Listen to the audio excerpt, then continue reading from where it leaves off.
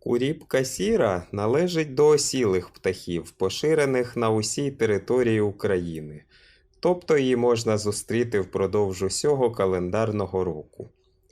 Лише у несприятливу погоду, найчастіше зумовлену взимку потужним сніговим покривом, зграї куріпок нерідко кочують у пошуках їжі, перелітаючи іноді на досить значні відстані від місць гніздування. На дерева куріпка сідає дуже рідко, тримаючись майже виключно на землі. Злітає шумно, з гучним лопотінням крил, але пролітає невелику відстань. При загальному сіро-рябому забарвленні у польоті можна добре розгледіти рудий хвіст. За розміром птах нагадує невелику свійську курку. Власне, систематично куріпка сіра належить до ряду куроподібні і є, мабуть, найпоширенішим в Україні диким представником цього ряду. Цей вид найчастіше можна зустріти на луках та узліссях з окремими заростями чагарників і невеликих дерев, у сільгоспугіддях, поряд з якими також наявні зарості кущів. У наших умовах куріпки сірої немає тільки у горах Карпат та окремих районах Полісся, вкритих суцільними лісовими масивами. Цю невелику зграйку сірих куріпок, яку ви бачите зараз на відео, я мав можливість спостерігати прямо з балкону на Феофанії у місті Київ 3 лютого 2023 року.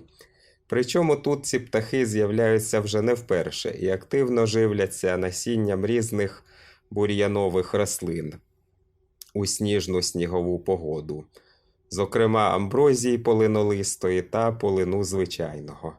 Загалом у Києві куріпок сірих можна побачити в районі Національного музею народної архітектури та побуту України та селища Пирогів, де вони тримаються регулярно і навіть в гніздовий період, а також на оболоні в районі затоки Верблюд.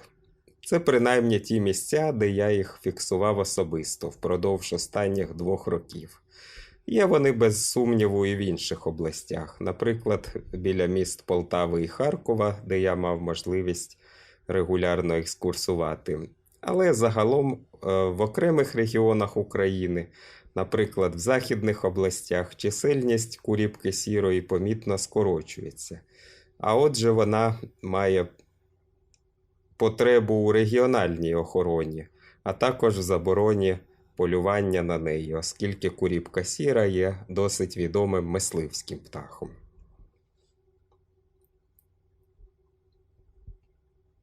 Раніше можливості познімати куріпку сіру в мене фактично не було. Я маю лише декілька фото, які ви зараз бачите у цьому відео.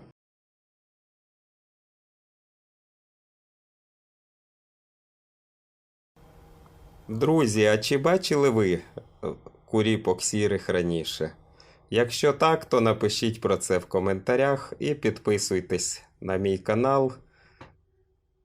Та очікуйте нові цікаві відео з птахами та взагалі природою України. До нових зустрічей!